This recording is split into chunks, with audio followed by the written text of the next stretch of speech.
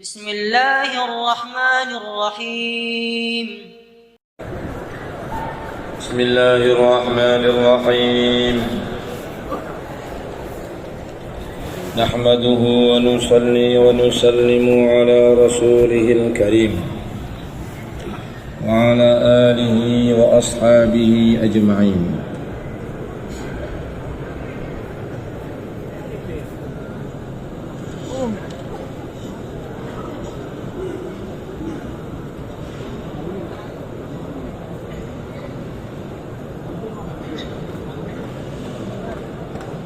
Satrul Muslim.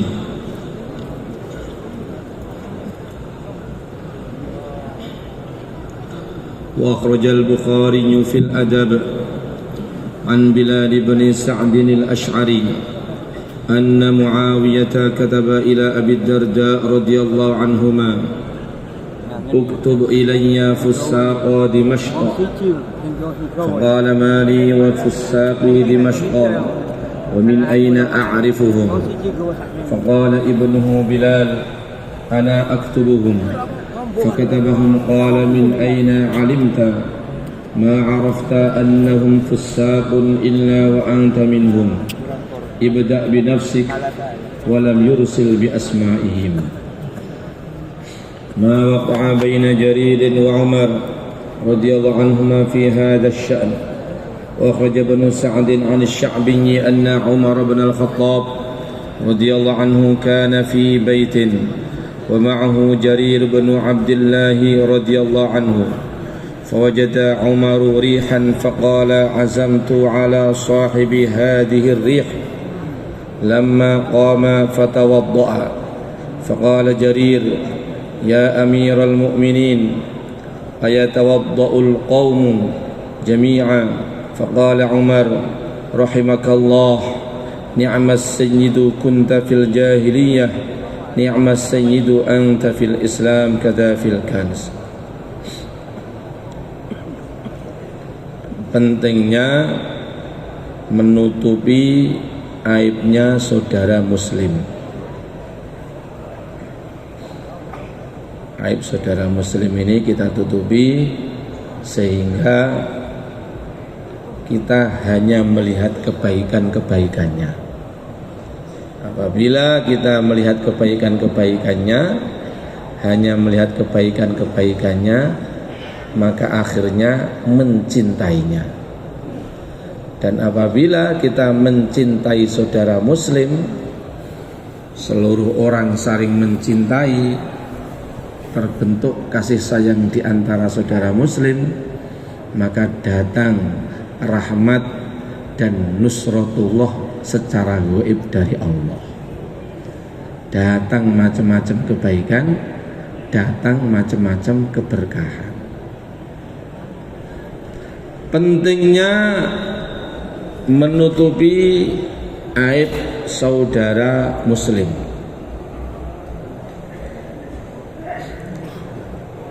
Imam Al-Bukhari meriwayatkan di dalam kitab Al-Adab dari Bilal bin Sa'ad Al-Ash'ari bahwa sesungguhnya gubernur Sayyidina Muawiyah telah menulis dan berkirim surat kepada Sayyidina Abu Darda radhiyallahu anhuma. Jadi Sayyidina Muawiyah, seorang sahabat, pejabat gubernur, menulis dan berkirim surat kepada Sayyidina Abu Darda, seorang yang dituakan, seorang ulama, seorang yang dituakan di kalangan para sahabat. Di dalam suratnya, Sayyidina Muawiyah berkata, tolong tuliskan kepadaku, kemudian kirimkan daftar nama orang-orang jahat, orang-orang fasik kota Damaskus. Jadi di dalam suratnya Sayyidina Muawiyah mengatakan supaya Sayyidina Abu Darda menulis daftar orang-orang fasik Damaskus dikirimkan kepada beliau. karena beliau itu gubernur, perlu membuat keputusan-keputusan yang tepat. Maka menerima dan membaca surat ini, Sayyidina Abu Darda radhiyallahu anhu, beliau mengatakan, saya ini tidak tahu orang-orang fasik Damaskus.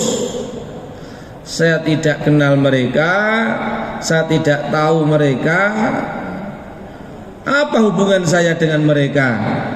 Kok Sayyidina Muawiyah meminta dikirimkan daftar nama-nama orang fasik Damaskus? Tidak tahu saya. Tiba-tiba datanglah anaknya Sayyidina Abu Darda yang bernama Bilal.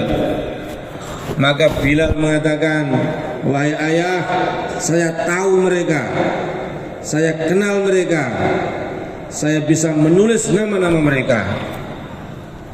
Mendengar perkataan anaknya, maka Sayyidina Abu Darda heran, terkejut, marah.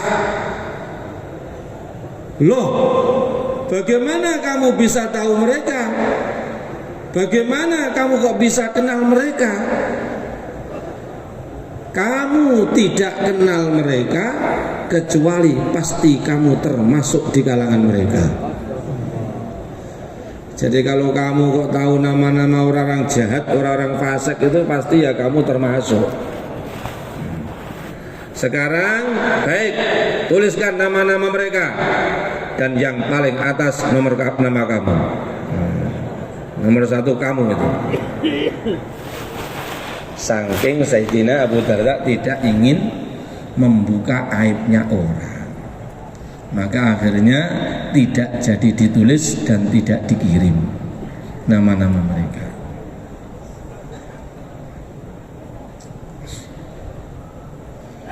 Sebagaimana kalau kita itu memakai kacamata hitam, ya di mana-mana kelihatan hitam, karena yang hitam itu nempel di matanya. Imam Ibnu Sa'ad meriwayatkan dari Imam Asy-Sya'bi, sesungguhnya Sayyidina Umar bin Khattab, sesungguhnya Amirul Mukminin, Khalifah Sayyidina Umar bin Khattab radhiyallahu anhu, suatu hari berkumpul di rumah bersama para sahabat yang lain. Jadi di antara amalan yang sangat dicintai oleh para sahabat itu sering kumpul-kumpul bareng. Kumpul-kumpul bareng, bicara kebaikan-kebaikan, bicara iman, bicara kebaikan-kebaikan. Di kalangan orang yang hadir di situ ada seorang sahabat besar, yaitu Sayyidina Jarir bin Abdullah radhiyallahu anhu. Maka tiba-tiba di tengah perkumpulan itu Sayyidina Umar mencium bau kentut yang busuk. Maka beliau marah, lalu mengatakan, saya bersumpah, siapa yang kentut ini? Yang kentut harus berdiri lalu wudu. Jadi di kumpulan orang banyak tiba-tiba kentut, maka ini ya tidak sopan lah. Sayyidina Umar marah, saya bersumpah yang kentut supaya berdiri wudu. Maka melihat hari ini Sayyidina Jarir radhiyallahu anhu, beliau mengatakan, wahai Amirul Mukminin, yang seperti ini kurang baik. Yang seperti ini kurang baik. Usul saya bagaimana supaya semuanya berdiri dan berwudu semuanya. Nanti kalau dia berdiri sendirian malu nanti. Ini usul saya bagaimana kalau semuanya berdiri dan wudu semuanya. Maka mendengar usulan Sayyidina Jarir yang begitu bijaksana, Sayyidina Umar begitu gembira. Semoga Allah merahmati kamu. Kamu ini memang orang hebat, bijaksana, baik dulu di waktu jahiliyah dan juga setelah masuk Islam. Jadi kentut aja ditutupi, apalagi keburukan yang lain. Semoga sifat-sifat kebaikan yang Allah berikan kepada sahabat Allah luberkan kepada kita semua. Malam hari bagaimana kita niat untuk bangun tahajud panjang-panjang, zikir panjang-panjang, doa panjang-panjang, doa kebaikan-kebaikan, doa hidayah untuk diri kita, keluarga kita, dan umat manusia seluruhnya insyaallah. Kita berdoa kepada Allah, semoga pertemuan kita malam ini dan beberapa malam sebelumnya diterima, diberkati oleh Allah, dijadikan menjadi sebab Allah turunkan, sebarkan hidayah ke seluruh alam. Kita berdoa kepada Allah bagaimana dari tempat ini Allah datangkan jamaah-jamaah dakwah dari seluruh dunia. Kemudian dari tempat ini Allah berangkatkan hari-hari sebanyak-banyaknya jamaah-jamaah dakwah ke seluruh dunia. Alhamdulillahirabbil alamin, alhamdulillahirabbil alamin, alhamdulillahirabbil alamin. Allahumma shalli wa sallim wa barik ala sayyidina Muhammad وعلى آل سيدنا محمد كما صليت وسلمت وباركت على سيدنا إبراهيم وعلى آل سيدنا إبراهيم في العالمين إنك حميد مجيد.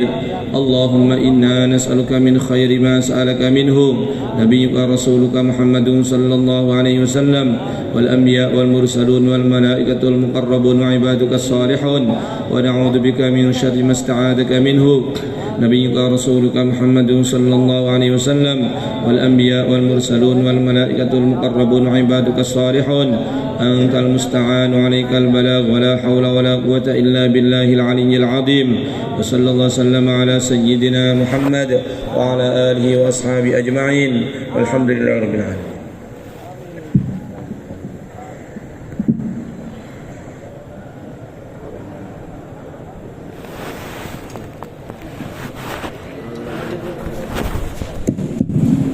Alhamdulillah, program berikutnya adalah khidmat malam di sebelah